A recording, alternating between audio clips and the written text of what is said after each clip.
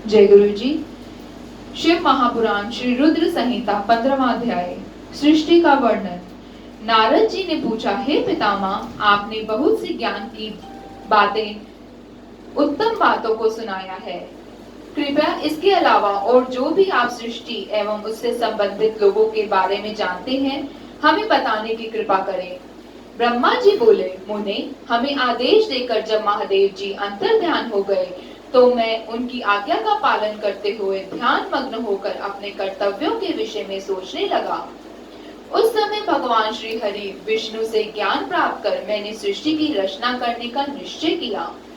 भगवान विष्णु मुझे आवश्यक उपदेश देकर वहां से चले गए।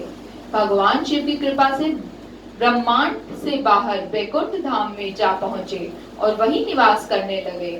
सृष्टि की रचना करने के उद्देश्य से मैंने भगवान शिव और विष्णु का स्मरण करके जल को हाथ में लेकर ऊपर की ओर उछाला। इससे वहां एक अखंड प्रकट हुआ, जो 24 तत्वों का समूह कहा जाता है। वह विराट आकार वाला अण्ड जड़ रूप में था। उसे चेतनता प्रदान करने हेतु मैं कठोर तप करने लगा और 12 वर्षों तक तप करता रहा। तब श्री हरि विष्णु स्वयं प्रकट हुए और प्रसन्नता पूर्वक बोले। श्री विष्णु ने कहा, ब्राह्मण, मैं तुम पर प्रसन्न हूँ। जो इच्छा हो वह वर मांग लो। भगवान शिव की कृपा से मैं सब कुछ देने में समर्थ हूँ। ब्रह्मा बोले, महाभाग, आपने मुझ पर बड़ी कृपा की है।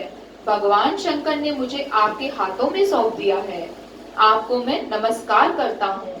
कृपा कर इस विराट 24 तत्वों से बने अंड को चेतना प्रदान कीजिए।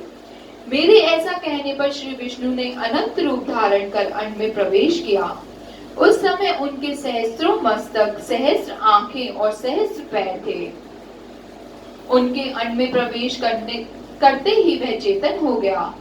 पाताल से सत्यलोक तक अंड के रूप में वहां विष्णु भगवान विराजने लगे। अंड में विराजमान होने के कारण विष्णु जी वैराज पुरुष कहलाए। पंचमुख महादेव ने अपने निवास हेतु कैलाश नगर का निर्माण किया। देव ऋषि संपूर्ण ब्रह्मांड का नाश होने पर भी वैकुंठ और कैलाश अमर रहेंगे, अर्थात इनका नाश नहीं हो सकता। महादेव की आज्ञा से ही मुझ में सृष्टि की रचना करने की इच्छा उत्पन्न हुई है। अनजाने में ही मुझसे तमोगुणी सृष्टि की उत्पत्ति हुई, जिसे अविद्या पंचक कहते हैं।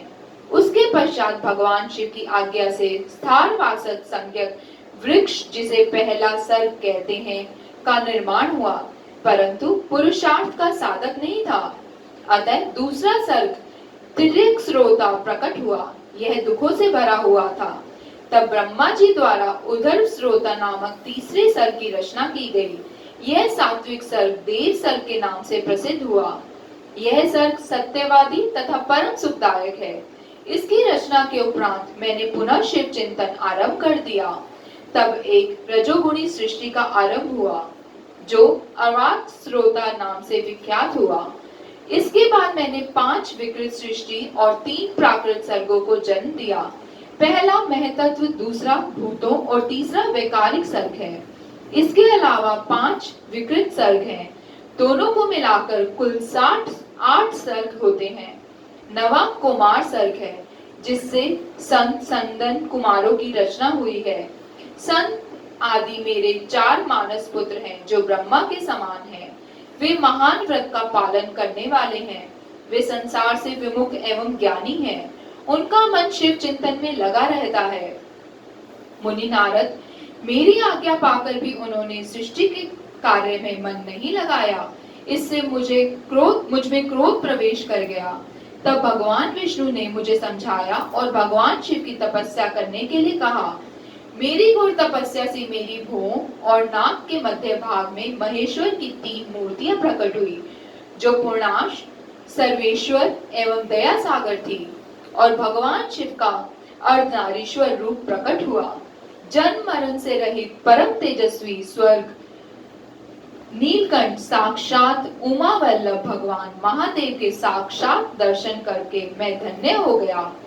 मैंने भक्ति भाव से उन्हें प्रणाम किया और उन्हें प्रसन्न करने के लिए उनकी स्तुति करने लगा। तब मैंने उनसे जीवों की रचना करने की प्रार्थना की।